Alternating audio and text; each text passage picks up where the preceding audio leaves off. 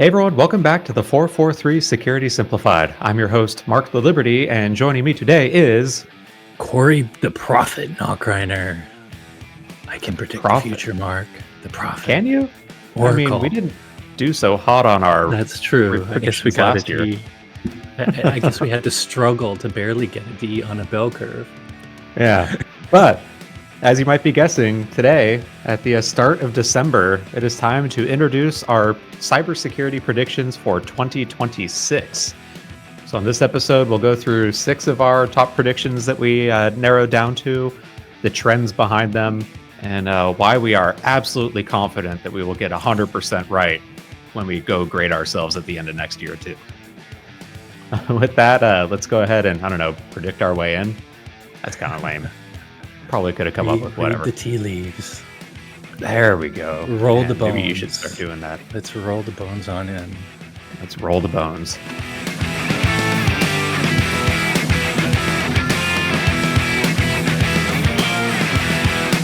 So, Corey, I guess maybe before we dive straight into the predictions, I know we just did a recap of this year's predictions and how well we did on them. But just in case folks didn't listen to that episode, maybe the quick 30-second overview of why we do security predictions.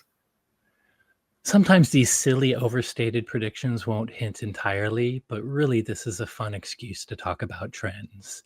Even if the exact prediction doesn't hit, the trends me and Mark are talking about are already happening and continuing to evolve. So the main reason is just a fun way to talk about cybersecurity trends so that we can prepare our defenses for 2026. Yeah. Did I actually make over-winded, long speaking Corey? Did I make 30 seconds? You were doing great until you followed up right there at the end. But well said, though. Yeah, so for this episode, we're going to go through our 6 predictions that are now our official WatchGuard Threat Lab predictions. Maybe we'll talk about a couple of others that didn't make the cut at the end. But for time's sake, let's go ahead and jump right in with our first prediction. And this one was, I think, one of mine. We called it Crypto Ransomware Goes Extinct, where the trend that we're following for this one is over the last couple of years, organizations have actually gotten pretty good at disaster recovery capabilities. So the traditional crypto ransomware, where they just go and encrypt your data and then try and extort you to give you access to the decryption key, that's actually been trending downward. In fact, the last stats I saw was 4/5 of all ransomware doesn't actually encrypt data anymore. And by the way, if I can pause it, that's a really interesting new dynamic, because if you think about it, crypto ransomware is what first made ransomware successful for threat actors. There was ransomware long before. Was it Crypto Wall was really the first big ransomware in 2013 that started blowing up ransomware, and it was the nature of locking the files and having that tied to cryptocurrency helped for anonymous payments, or semi-anonymous, and having that timer that really finally got victims to pay money. But before that, there was what was called a lot of scareware or lockerware, things that maybe would mess with your master boot record and make it harder for your computer to boot. But none of it really had fangs because it was always recoverable. So I think this is an interesting trend and a bold prediction, because it's the crypto part, it's the encrypted files at the beginning back in 2023 that made ransomware suddenly so successful. So it is an interesting new dynamic to talk about, how that the encryption is less important now. But in a couple of years ago, ransomware operators started adding back in double and even triple extortion, where before encrypting the data, they would steal it, then they'd try and extort you in exchange for not leaking it. Maybe go through the data subjects in there and threaten to extort them in exchange for not leaking it. Seen examples where they'll go to threaten to report you to regulating bodies too, if you're in a regulated industry. So they're starting to pull out a whole bunch of different tools from their arsenal to get money out of victims of these attacks. And because the actual encryption portion of it has been trending down, the big, bold prediction that we had for 2026 is that it effectively goes extinct. And now threat actors focus entirely on the data theft and extortion, and less so on the actual encryption piece. And I think just to add to that, because I agree very much with this prediction, this was a natural yes, we have to do it to me as well. Is the fact that because crypto ransomware, the encryption was so successful in 2013 for the last decade plus, even the smallest organization has gotten some better at some sort of way to recover. Like, hopefully that's good, backups with a very fast recovery. But whatever it is, they found ways that if it's just encryption, they can recover quickly and don't need to pay. And that has kind of been the trend. There's even governments that have been pushing for not paying the encryption that may help with the backup and recovery, the whole BCDR part of recovering from an attack. So I think it makes complete sense for them to move to this more like reputation extortion, because if people are backing up and if people can recover from the encryption, this really is the last thing. Plus, as you say, it turns out that this sort of reputation threat does scare people. I mean, the CTO of Uber, maybe it was also part of other executives' decision, but one of the reasons he went for JIT he was convicted of a crime was because he worked with people that were taking them out for ransom, and they were so worried about the reputation hit that they wanted to sweep it under the rug and pretend like these were security researchers. So I think we're better at recovering as an industry, which is actually good news. And it's probably another reason why 4/5 of ransomware is going to forget about the encryption and just try to really go after your reputation and leak your critical data, which is just as important. I mean, we need to protect against ransomware still, even though we can recover. Yeah. And I think like as a kind of final takeaway for this for folks, it means that you really need to have good capabilities to detect and respond to potential breaches as quickly as possible. It's like tools that can look at like anomaly detections to look for abnormal volumes of files maybe being accessed or moved around in your network, or data loss prevention tools to prevent it from leaving your network in the first place. And then just good security and access controls around who can access what so that one compromised user can't drain your entire company worth of data. Yeah. And it comes down to like, I think crypto ransomware just was poking at our recovery process, but this pokes at your entire strategy for information. I guess we now officially call it cybersecurity, but it used to be information security, which is all about the data. It's not about, it's about making sure the data that's important to you and needs to be kept secret is kept secret. And when they move to this type of extortion, the data getting out at all is the end game. So do everything you can to prevent the data from getting out. Like you say, one user shouldn't be able to have the complete keys to the kingdom. Yeah. So I guess let's move on to prediction number 2. And Corey, do you want to introduce this one? Yeah, this one is pretty simple. I think this was one we might have leaked a little when we were doing the old predictions because it relates to ones we've been making through the year. But we predict 2026 is going to be the year autonomous AI launches its first end-to-end cyber attack. And what we mean by that, while it will obviously be the human will be picking the target and pressing the button, some sort of agentic AI will launch every part of the kill chain and all the way down to potentially exfiltrating data all on its own with very minimal human interaction. And this is kind of a twist of last year. We were talking about how multimodal AI allowed hackers or allowed threat actors to be able to use AI for every stage of the attack, but we didn't really tie it together with automating, which really comes from the agentic part of the AI. If you think about it, agentic AI, a lot of the public tools to do this, if I recall right, just barely came out in July 2025. Even some of the protocols we use, like MCP, to have to kind of connect AI to different agents. That's a new protocol that's basically a year and a half, maybe soon 2 years old. So the agentic part of AI is going to allow a full autonomous attack, is the general prediction. Now, before we get into it, Mark, this one it's hard to talk about because just so the audience knows, we draft these predictions late October, early November. So we actually had these predictions done a little less than a month ago. But recently, I believe it was Anthropic released a report that essentially confirmed this happened. So this is a weird prediction in that I say we have to require a more public version of this for it to hit. So it has to hit a headline in a different way than just a AI organization report. But in a way, we just like 3 weeks ago or so got confirmation, or at least someone else's support, that this prediction really has become a new trend. And it makes sense. Like attackers are constantly looking for ways to automate their work. It lets them hit more organizations with a lower time investment on it.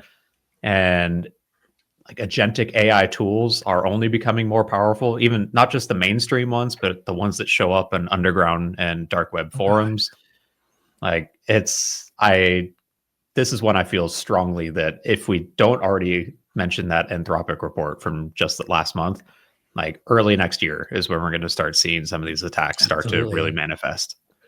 If you think about it, the most successful attacks for cyber actors are ones where they actually do the research. Like we talk about the difference between spear phishing and whaling and normal phishing. And the difference is really understanding your target, doing that research of who the organization or person is, all their background connections, or understanding, everything about weaknesses in coding. So really, to launch a sophisticated attack that has a very high success rate took a lot of human work.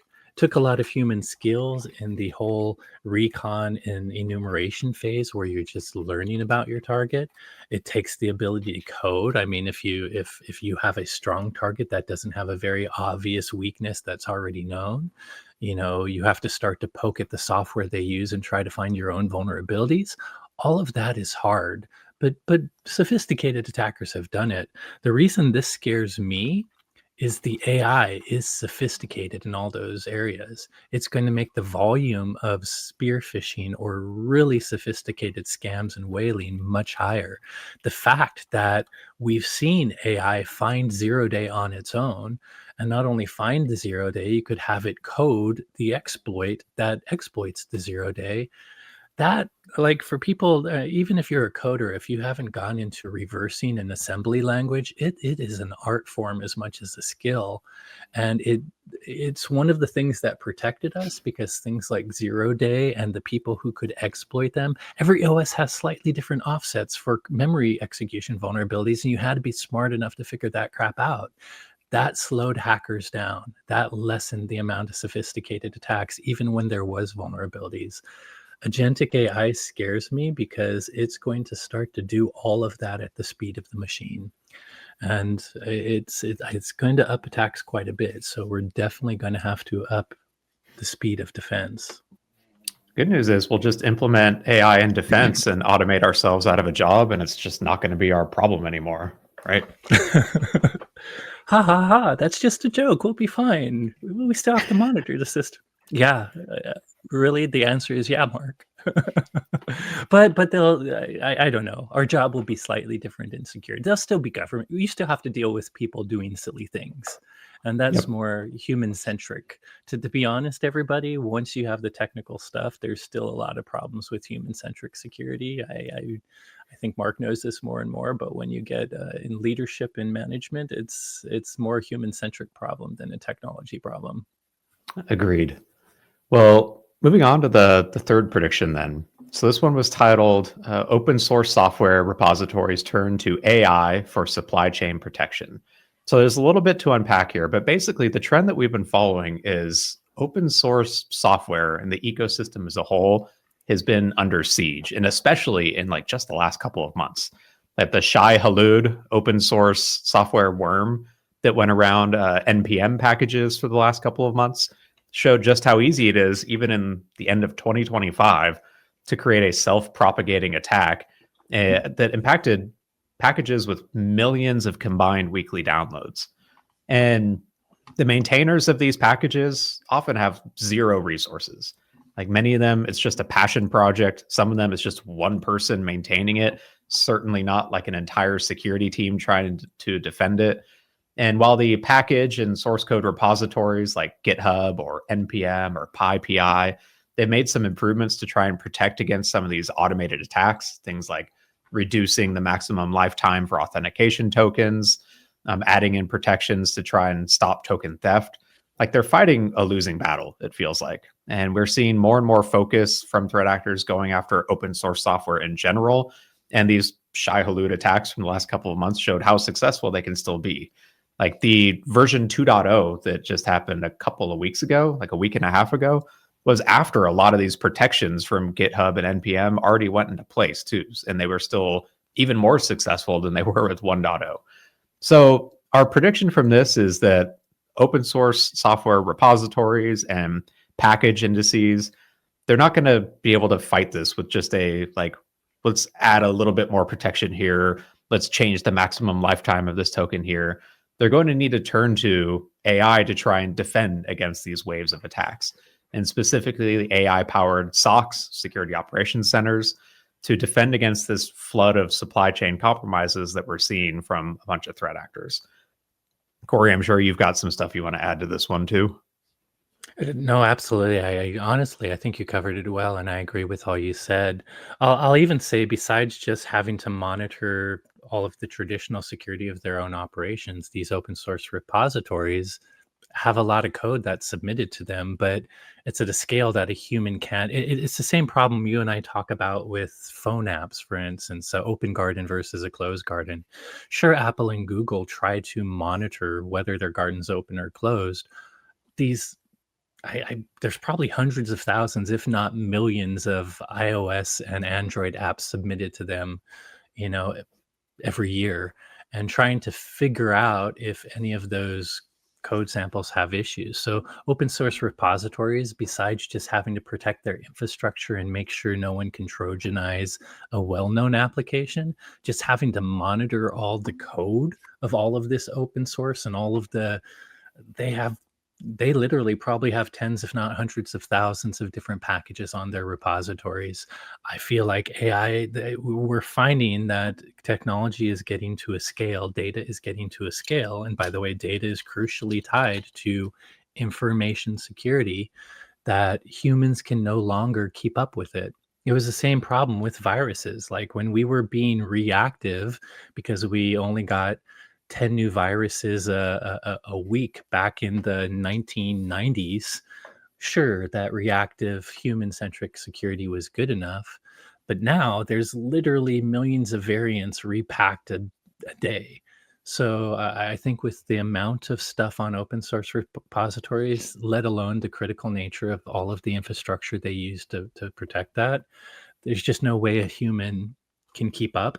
And you have to turn to the same automation we see attackers using in order to secure the open source repositories. Either way, by the way, whether they turn to AR or not, you and I definitely agree that this open source supply chain seems like one of the biggest targets for the next few years, and how people get supply chain attacks started. They have been targeted a ton in 2025.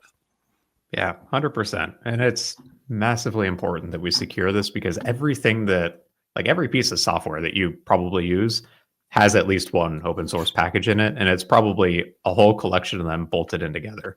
So it's a prime attack surface for threat actors. That's why they're going after it. And it's why we need more technology to help try and secure it. But Corey, do you want to go ahead and introduce our fourth prediction now? Yeah, this one is a really bold one. This is ZTNA emerges as traditional VPNs collapse. Whoa. I have to admit, when I first did this, I talked about how the fall of VPNs and remote access will lead to ZTNA rising. But basically, the headline alone, if you've listened to our podcast, should describe this. First of all, for those that don't know, ZTA or ZTNA stands for Zero Trust Access or Zero Trust Network Access. And the simple point is we need secure ways to get to different infrastructure remotely, whether it's on a premise we're not at or in a cloud we don't own. you need a secure way to talk to different infrastructure in your organization around the world.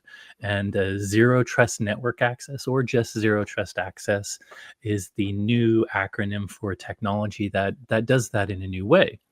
But everyone listening to this knows that a virtual private network is a previous technology designed to kind of solve this secure remote access. I would say VPNs were probably designed before we were as hybrid as we were, but VPNs also have other weaknesses we'll talk about. But the one clear trend we're highlighting here that should become no surprise is remote access and VPN, which is one of the many tools that can allow remote access. Remote access can include things like VNC, remote desktop protocol, even some of the remote management stuff. Remote access is one of the biggest targets I think we see threat actors leveraging to breach networks. We've seen so many vulnerabilities in, things simple like not having MFA on RDP and someone stealing a credential and logging on RDP, or leveraging a vulnerability in RDP. And as we take the older type of remote access apps like VNC, RDP, and all that crap, and we put them behind VPN, well, guess what? VPN becomes the new target. Now, VPN isn't completely insecure. It's still a tool that I think we need to use in this interim as we move towards ZTNA. But what we're seeing lately is all of those traditional remote access stuff gets moved behind VPN. VPN becomes the bigger target, and threat actors are finding holes. First of all, most VPNs open the network completely. But their easy rule is, once you VPN, rather than have lots of different user policies getting you to different networks, they tend to just say, oh, this is a trusted user. We're going to have a policy that gives them access to everything in the network. It's like the antithesis of zero trust. Oh, it's completely the antithesis of zero trust, which you and I have argued in the past is also basic least privilege principle. So despite the least privilege principle being one of the first information security paradigms, we've never really been following it properly until recently as zero trust emerged. So yeah, it's VPN, as much as it is great at encrypting your traffic and at least putting an authentication layer on top of it, if someone gets in it just by you not having MFA and losing a credential, it becomes a backdoor giving full access to your network. And the full access matters, because maybe you're just maybe you're just a support rep and you don't have credentials for the internal GitLab server. But if you have network access to the GitLab server, that still offers your user, the ability to scan that port and potentially leverage other vulnerabilities, which means if someone gets that VPN access, they have access from a network level to all your things. So, some people say, well, these other servers have credential protection internally. You still don't want a threat actor inside that network. The other problems we've seen with VPN is you as an organization have to expose it to the internet. And like any software, VPN can have vulnerabilities. And if it has a big enough 0 day, that is something an attacker can leverage to get into your network. Yes, good vendors are going to fix those. So hopefully if you patch, that's something you can mitigate, and you should mitigate. But we find, first of all, especially VPNs tend to be attached to hardware. People don't update hardware firmware very regularly, even when they're asked to update it because of big vulnerabilities. So these vulnerabilities in VPN, even if they were patched 6 months ago, sometimes still have a lot of attack surface on the internet and become a gateway into networks. And the issue there is all software, even ZTNA software, can have vulnerabilities. It's not that. It's more that you have to host a port to the internet. So what is this ZTNA? How is ZTNA different? It still essentially is this secure encrypted remote access. The ways it differs is, first of all, it's cloud hosted. From whatever one, they're usually designed to be for hybrid networks. So it makes it easier for you to connect not just to one network or on-premise application or cloud application, but ZTNA tends to do a good job of being able to have rules to get you to any resource you have, whether it's in the cloud or on one premise or another, so you don't have to worry about mesh VPNs or star and hub crap. So they tend to be easy. But on top of that, from the perspective of all the equipment you maintain, whether it's the client or even the services, the resources you're going to, those things are only making outside or inside out connections. The only kind of port exposed to the network is that of the service provider for your ZTNA solution. So while that still, is a point of weakness that vendor or service provider might want to protect, I guarantee you your service provider knows that and is going to be taking care of it. If they are aware of a vulnerability in their product and the only entry point is their cloud hosted product, they're going to have that patched immediately. And you don't have to do anything. We don't have to wait for somebody to go and patch their firewall because we take care of it in our cloud hosted environment if we are the ZTNA provider. So right away, that kind of limits and mitigates the vulnerability of people directly attacking it. You still want to use MFA on ZTNA because, of course, it still has a credential, but ZTNA supports MFA, so do that. But then the really big thing is the whole point of zero trust network access is to get away from that flat network and actually get to paying attention to what resources different individual users or groups can get to. And ZTNA has configuration that does not make this open policy to everything on the network. Instead, you literally have to make, private resources with the specific ports they're allowed. People that connect to it are not going to get to other resources or other ports that aren't configured. And even if you have many, many of these resources, you can expose only the ones to different groups and users that you want. So it kind of puts you in an easy way to create this policy that really supports least privilege and really supports zero trust principles. So even in the worst case, if someone got a credential, found an MFA bypass, they would at least be limited to only what that one user could get to and not have the immediate collateral damage of an entire open internal network. So long story short, all of this is coming to fruition. ZTNA is not new, but because VPNs have been targeted quite a bit the last few years, I think 2026 is the year that even the smallest companies are going to start moving to ZTNA solutions and perhaps using VPNs less, other than use cases where it makes sense. About damn time. Is my Yeah. only input on that. Well said. So let's move on to prediction number 5 then. This one is the Cyber Resilience Act mandates will spark secure by design practices. So in 2026, the first elements of the European Union's Cyber Resilience Act are going to come into force.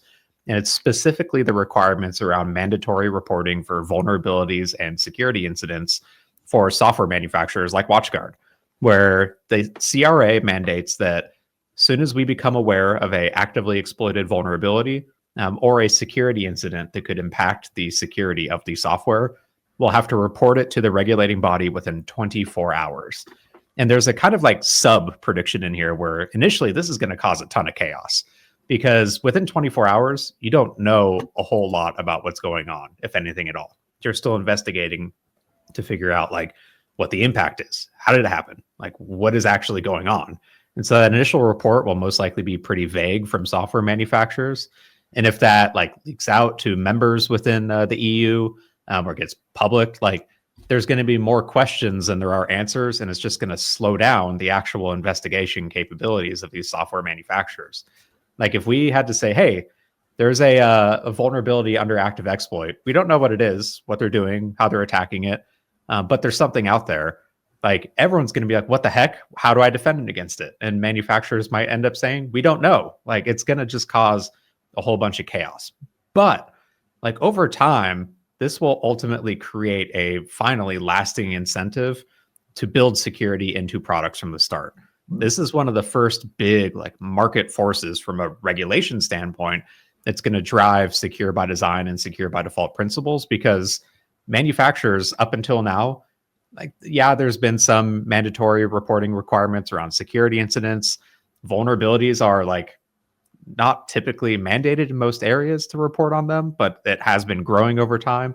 This is the first. You will get a GDPR style fine if you don't adhere to this, and it's going to drive more secure practices from software manufacturers. And anything that happens in the EU will impact the rest of the world too.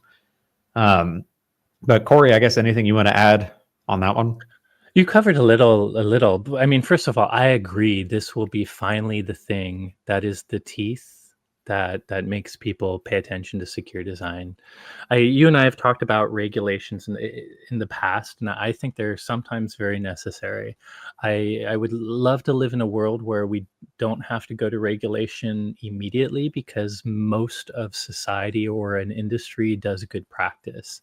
But the problem with security seems to be that the money companies can make when you have a very important technology that people need and is a productive technology, the amount of money you can make by being first and releasing that technology quickly is so large that even if you're releasing it insecurely with vulnerabilities, and that vulnerabilities could have some cost to you, you might have reputation costs, vulnerabilities. That cost is not big enough to offset the amount of profit. And you would think hopefully people still want to make people safe, but at the end of the day, if you can pay for your risk and still be profitable, uh, you're going to keep moving towards fast growth to that profit.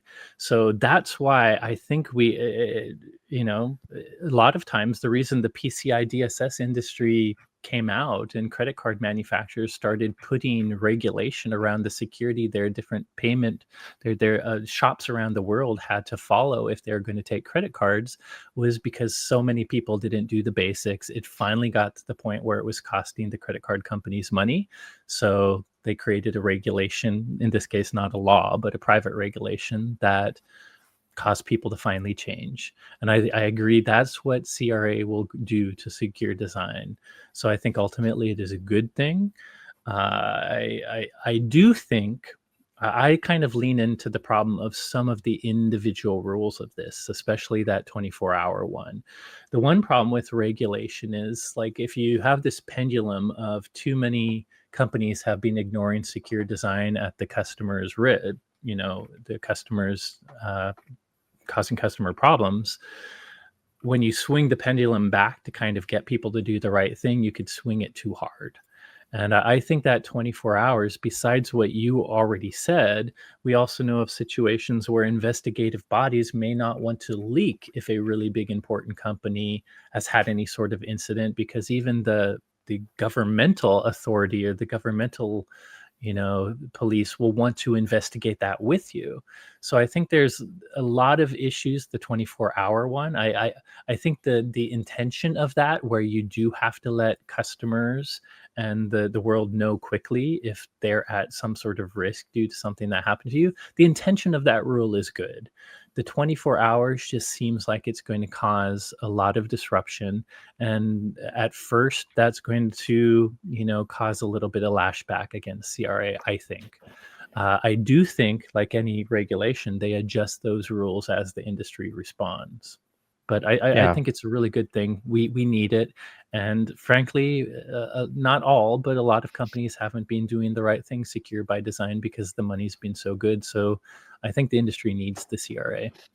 And in theory, the regulating body in this case is supposed to keep these disclosures private, and unless they believe that it's unless they believe they absolutely have to protect like national security or public interest.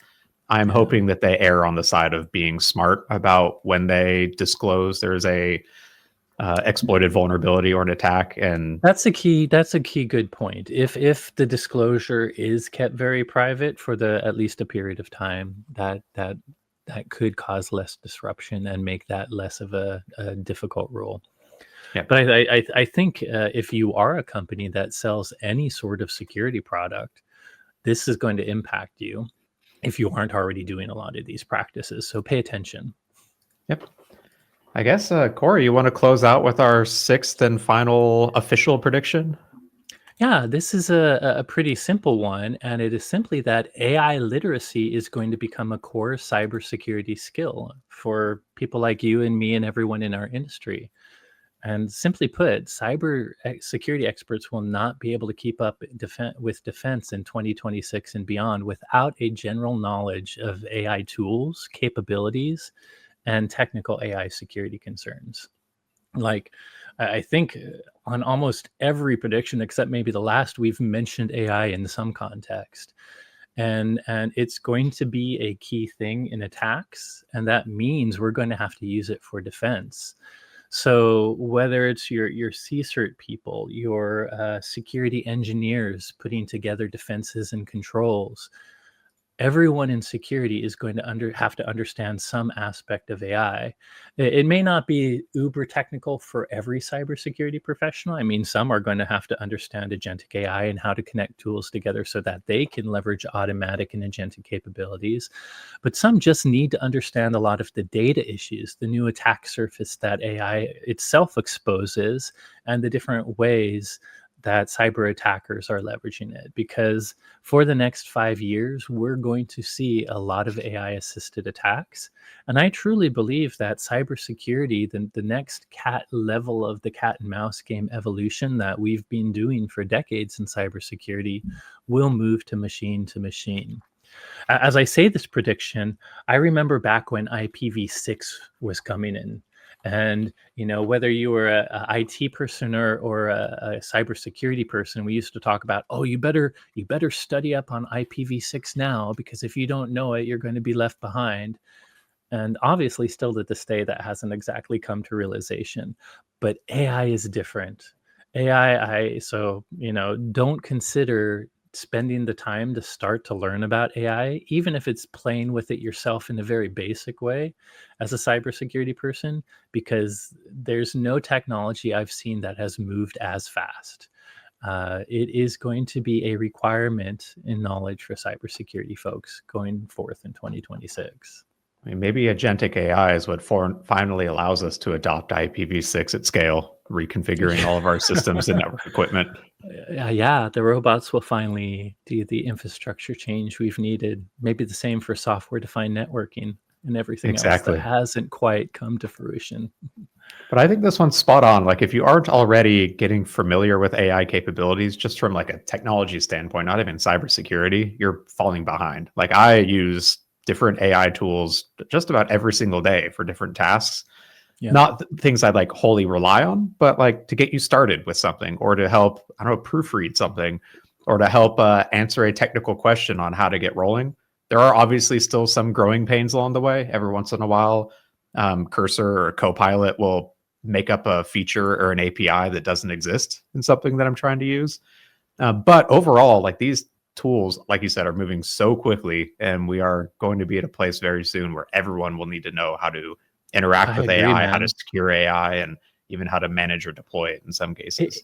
It's funny. Like, you might argue that I'm not anymore, but we're both technical people. I think anyone in the Yeah, IT you're not field. anymore. Shut up.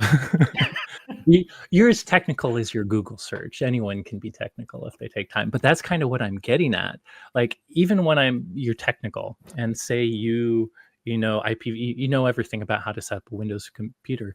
There's some sort of new tool where you used to have to, okay, I'm intuitive. I don't need someone to teach me how to use this tool. I'm going to go Google, look at some of the help pages, and find where the best resources are to tell me how to do this one specific task in this one command line Linux tool. And I remember Googling for that, and I would probably spend more time finding, it's one specific task I'm looking to do, and I have to go to 12 Stack Exchange pages or read the man page to find the one parameter, because I kind of, my search isn't turning up the specific parameter, so I have to scan a few. Finding instructions how to do one specific thing, the searching of it took more time than when I finally found the instruction and just learned how to do it, and it was easy. Now I can go to, I don't know, Gemini Pro 3 and just say, how do I do this really specific niche technical task in a very specific application? And it spits out a tutorial that I would say 95% of the time works. And it's on anything. I mean, I joked in another podcast how it can teach you how to do your Beat Saber swing. It can teach you how, like, we used to try to spend all this time searching and finding other experts and Google tutorials or YouTube videos or whatever to learn how to do technical skills. AI is going to be the teacher. AI can take even the time it took for you to find that and just tell you how to do it.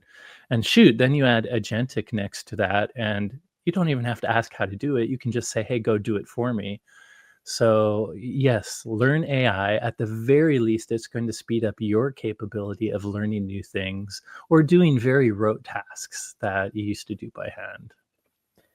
100%. So that was those were our 6 cybersecurity predictions for 2026. I'm feeling pretty confident about these. Maybe we'll get a good passing grade come November next year when it's time to review them. There Hey, were one's already probably, passed. yeah, there were probably like, I don't know, 8, 10 or so that didn't make the cut that we'll probably discuss on future episodes, at least in passing. But still very curious from our Oh, listeners if you all have any security predictions you want us to talk about. Please yeah, do reach out to us and share them, and we will yeah. definitely chat about them on another episode too. Well, one other opportunity, I just want to kind of market something coming up. We wrote these. Usually, me and Mark are the ones that come up with these and highlight them with our team. But we also included one of the folks from our MDR SOC, Adam Winston, and who's one of our virtual CTOs for the sales organization. And we have a LinkedIn. I don't remember the exact date, but I'm sure we'll put it in show notes. December 11th at 8 Pacific. Awesome. You might have planned on mentioning that in the ending then.